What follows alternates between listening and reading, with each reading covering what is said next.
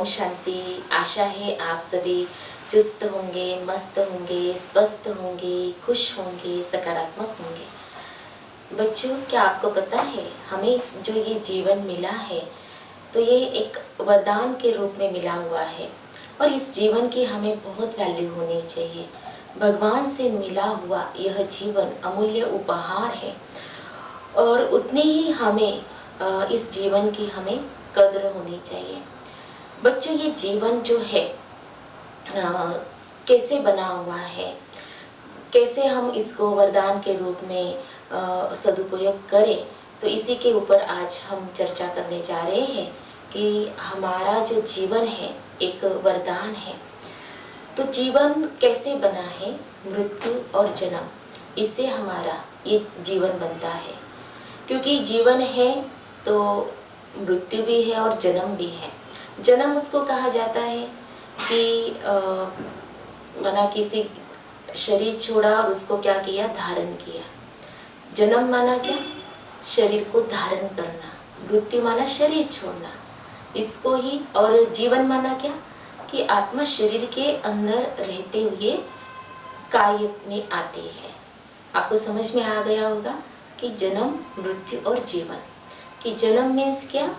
कि शरीर को धारण करना। मृत्यु माना शरीर को छोड़ना और जीवन माना आत्मा शरीर में रहते हुए जो कार्य करती है उसको जीवन कहा जाता है।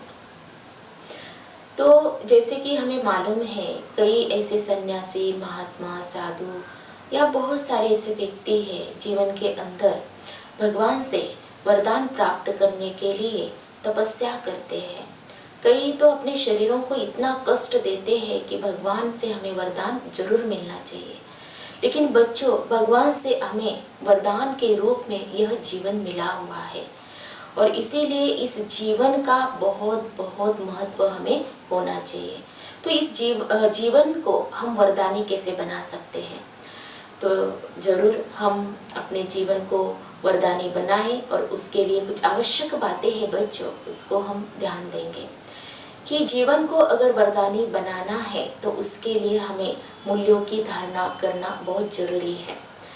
जिस प्रकार जितने भी महान विभूतियाँ हुए हैं जिनको हम याद करते हैं, तो उन्होंने अपने जीवन के अंदर मूल्यों को धारण किया, आध्यात्मिकता को उन्होंने अपने जीवन के अंदर धारण किया हुआ। जैसे कि महात्मा गांधी जी, मदर टेरेसा, उन्होंने अपने जीवन के अंदर मूल्यों को धारण किया, आध्यात्मिकता को अपनाया।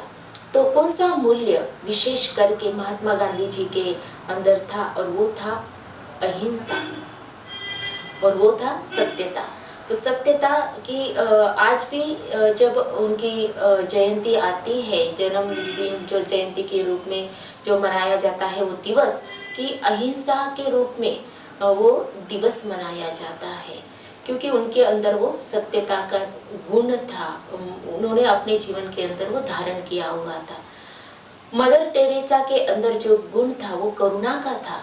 इस मूल्य को उन्होंने अपने जीवन के अंदर अपनाया हुआ था और उन्होंने कितनों की सेवा की। जो दुखी थे, बीमार थे, कुष्ठ रोगियों की उन्होंने सेवा की। जो असहाय थे तो उनकी उन्होंने मदद की और इसीलिए उनको जो टाइटल मिला, एक माँ का, मदर का टाइटल उनको मिला। तो बच्चों, मूल्यों की धारणा करके ये जो महान विभूतियाँ हुई है इनको हम याद करते हैं। तो इन्होंने अपने जीवन को वरदान कैसे बनाया? मूल्यों की धारणा से। फिर हम अपने जीवन को वरदानी किस प्रकार बना सकते हैं? परोपकार भाव से बना सकते हैं। जितना हम दूसरों के ऊपर उपकार करते जाएंगे तो उतना हमारा जीवन क्या बनता जाएगा? वरदानी बनता जाएगा। तो एक बार क्या हुआ, 2 बीजों को धरती में बोने के लिए रख दिया गया। तो पहला जो बीज था वो सोचने लगा कि मुझे तो बाहर बिल्कुल निकलना नहीं है। क्यों नहीं निकलना है? क्योंकि बाहर क्या होगा? ठंडी है, गर्मी है, तूफान है, मुझे अंकुरित होना ही नहीं है, मैं बिल्कुल नहीं चाहता हूँ। लेकिन जो दूसरा जो बीज था उसने यही सोचा कि मुझे बाहर निकलना है। चाहे कितने भी तूफान हो, कुछ भी हो, लेकिन मुझे परोपकारी बनना है। बड़ा होकर के मुझे इतना बड़ा होकर के मुझे सबको क्या करना है, सुख देना है, छाया देनी है। तो ऐसे उसने सोचा। तो बच्चों, हम अपने जीवन को परोपकार की भावना से वरदानी बना सकते हैं।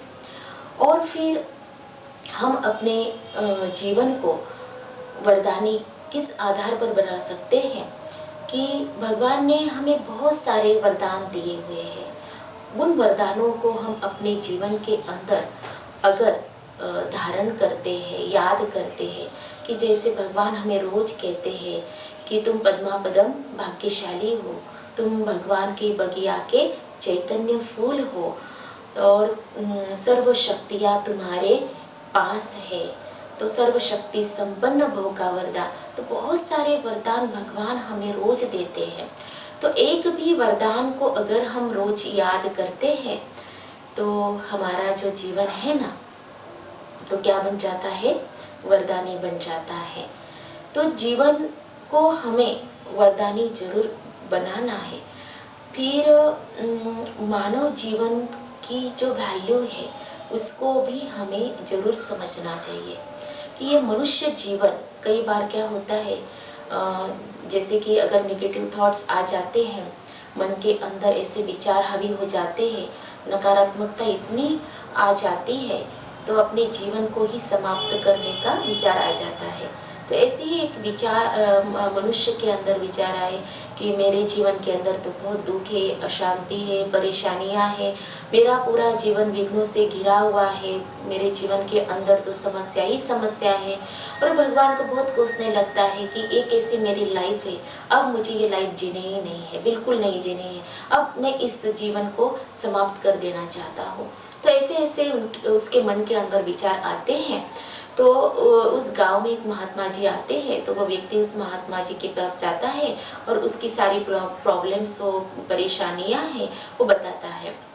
महात्मा जी ने कहा कि मैं तुम्हें ऐसे एक व्यक्ति के पास भेजता हूँ, वो सेठ जी है, बहुत दयालु है, उसके पास तुम जाओ, तुम्हारे जो भी परेशानियां हैं वो परेशानियां वो सेठ जी दूर करेगा। तो वो व्यक्ति जाता है, उस दयालु सेठ जी के पास वो जाता है और बताता है, तो ठीक है, मैं तुम्हें मदद करूँगा। तो वो सेठ जी कहता है, तुम अपने दोनों हाथ मुझे दे दो, मैं तुम्हें इसके 2 लाख रुपए दूंगा। तो वो व्यक्ति कहता है, नहीं नहीं नहीं, मैं अपने हाथ बिल्कुल नहीं दूंगा, भले आप 2 लाख दो, लेकिन मैं नहीं दूंगा। ठीक है, फिर तुम अपने पैर दे दो मुझे, उसके मैं 4 लाख रुपए दूंगा। तो वे व्यक्ति तो अभी सोचने लगता है कि ये सेठ जी ऐसे कैसे बात कर रहे हैं, पहले मेरे हाथ मांग रहे, उसकी कीमत 2 लाख, फिर अभी पैर मांग रहे, उसकी कीमत 4 लाख दूंगा। और फिर सेठ जी अभी कहते हैं कि नहीं, जाने दो, तुम अपनी आंखें मुझे दे दो, उसके मैं तुम्हें पूरे 10 लाख रुपए दूंगा। अब वो व्यक्ति तो बहुत ही डर जाता है, घबरा जाता है कि सेठ जी ऐसी किससे बात कर रहे हैं। तो सेठ जी को ये समझाना था उस व्यक्ति को कि तुम्हें तुम्हारे जीवन की वैल्यू का पता नहीं है, कि तुम कैसे कहते हो कि कुछ भी नहीं है, मेरी कुछ कीमत नहीं है, ये नहीं है। तो मानव जीवन की कीमत कितनी है, एक एक अगर हम ऑर्गन्स की कीमत निकालें ना, तो बहुत बहुत उसकी वैल्यू है। और इसीलिए मानव जीवन जो है ना, बहुत ही क्या है, कीमती है, और उसके वैल्यू को हमें जरूर जरूर क्या करना चाहिए, समझना चाहिए। और उसको एक भगवान का उपहार है, वरदान मिला हुआ है। तो बच्चों, जीवन हमें एक वरदान के रूप में मिला हुआ है, इसको ऐसे ही हमें ख़त्म नहीं करना चाहिए। तो कई क्या करते हैं, इस जीवन को ऐसे ही बर्बाद कर देते हैं। कैसे बर्बाद कर रहे हैं, आलस से, अलबेलेपन में, ऐसे ही उसको वेस्ट कर रहे हैं। खाना पीना, लड़ना झगड़ना, ये तो कॉमन बात है, जो जानवरों में भी है। लेकिन जो हमें ये मानव जीवन मिला हुआ है, मनुष्य जीवन जो भगवान से हमें उपहार के तौर पर मिला हुआ है, तो इसको हमें क्या करना है, सफल बनाना है। और जीवन सफल बनाना माना कि कई कहते हैं कि प्रजापिता ब्रह्मा कुमारी ईश्वरीय विश्वविद्यालय से जो भाई बहनें जुड़े हुए हैं और ये ज्ञान जब ले लेते हैं तो उनका एक नया जीवन बन जाता है, एक नया जन्म मिलता है, नया जीवन, नए जीवन की शुरुआत हो जाती है और बहुत सुंदर टाइटल भी मिल जाता है, ब्रह्मा कुमार और ब्रह्मा कुमारियाँ। तो पहले का जीवन और जब ये ज्ञान मिला जिसको हम राजयोग कहते हैं, इस राजयोग के आधार से जो नया जन्म होता है, नया जीवन मिल जाता है, तो अगर सोचे तो उसमें बहुत चेंजेस आ जाते हैं कि ऐसे लगता है कि पहले वाला जो हमारा जीवन था ना, तो उसको तो हमने ऐसे यूं ही गवा दिया, लेकिन जीवन तो अब हम जी रहे हैं, क्योंकि अभी हमारा जीवन क्या हो रहा है, सफल हो रहा है, क्योंकि हमने हमारा जो जीवन है ईश्वरीय कार्य में लगा दिया है। तो मन इतना खुश रहता है और कहीं ना कहीं ये लगता है कि अब हमारा जीवन सार्थक हो गया है, सफल हो गया है, कि हमारा ये जीवन प्रभु के काम में आ गया है। तो बच्चों, अगर आपको भी अपने जीवन को अच्छा बनाना है और इसको सफल बनाना है, तो ज़रूर आप ये सोचें कि मुझे इस जीवन को ईश्वरीय अमानत समझ करके ईश्वरीय कार्य में जरूर इसको क्या करना है, लगाना भी है और अच्छे कार्य में लगाना है।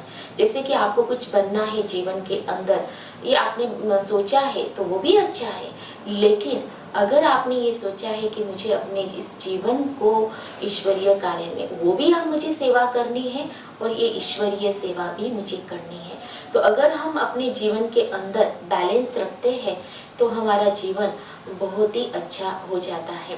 और कई बार ऐसे हमने सुना है कि ये जीवन, जैसे कि मान लीजिए कहते हैं कि पहले तो हम जीवन जी रहे थे, लेकिन कई बार किसी का एक्सीडेंट हो जाता है, मरते मरते बच जाते हैं, तो क्या कहते हैं, अब ये जीवन तो भगवान का ही दिया हुआ है, एक बार नहीं, दो बार नहीं, 3 बार मुझे भगवान ने बचाया और इसीलिए अब ये जीवन मेरा प्रभु का ही है। वैसे तो दिया हुआ ही उनका है, लेकिन फिर भी अगर ऐसी कोई परिस्थिति हमारे सामने आ जाती है, कुछ हो जाता है, तो हम दिल से शुक्रिया निकलता है कि जो भी जीवन दिया हुआ है वो सब भगवान का ही दिया हुआ है। तो इसको हमें क्या बनाना है, इस जीवन को वरदान बनाना है, वरदान के रूप में इसको समझ करके इस पूरे लाइफ को हमें क्या बनाना है, वरदानी बनाना है। और उसके लिए जरूर चाहिए हमें भगवान का साथ, और वो देने के लिए हर पल तैयार है बच्चों। तो चलिए अभी हम अपने जीवन को चेक करते हैं। जीवन के अंदर जैसे कि बताया कि जन्म और मृत्यु है और ये अटल है, जन्म है तो मृत्यु भी है, इसको स्वीकार करना है और मैंने इसको स्वीकार कर लिया है कि जहाँ पर मृत्यु होती है तो ऐसे समझना है दूसरी ओर नए जीवन की शुरुआत भी होती है और इसको मुझे एक्सेप्ट करना है। मुझे समझ आ गई है कि ये जीवन भगवान का दिया हुआ उपहार है,